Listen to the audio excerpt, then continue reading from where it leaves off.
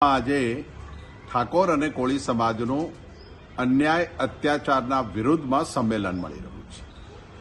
એક માહિતી અધિકારમાં માહિતી માગવાવાળા ઘનશ્યામભાઈ આ રાજ્યની ખનીજ ચોરી કરવાવાળા લોકોની સામે માહિતી માગે છે. માહિતી માગ્યા પછી બધી જગ્યાએ એમનાથી થઈ શકે ત્યાં બધે અરજી આપે છે કે સરકારની સાથે જોડાયેલા આ માથાભારે તત્વો મારું ખૂન કરી નાખશે.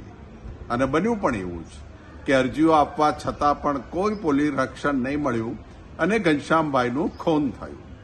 ખૂન થયા પછી પણ એમનો પરિવાર એમની લાશ લઈને બેસી રહ્યો. જે તહોમતદારો હતા એનું નામ લખવા પોલીસ તૈયાર નહીં.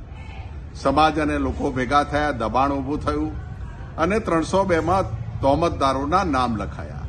એ તહોમતદારોના વરઘોડા કાઢવા માટે સમાજના સામાજિક આગેવાનો ભેગા થયા અને પોલીસે ત્યાં જે કંઈ કાવતરા કરવા જોઈએ કાવતરા કરીને 90થી વધારે કોળી સમાજ ઠાકોર સમાજના લોકો ઉપર એટેમ્પ્ટ ટુ મર્ડર 307 દાખલ કરી. શું કરવા માંગે છે આ સરકાર? અને સવાલ તો સરકારની સામે જ આવશે.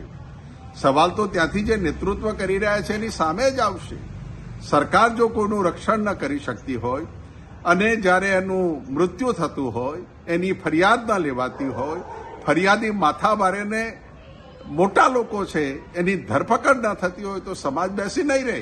અને કહેવા માંગીએ છીએ કે ગુજરાતની અંદર મોટા સમાજો અને નાના સમાજો ઉપર ભારતીય જનતા પાર્ટીના ગુંડા, સરકાર સાથે ગરોબો ધરાવતા અસામાજિક તત્વો બેફામ બન્યા છે.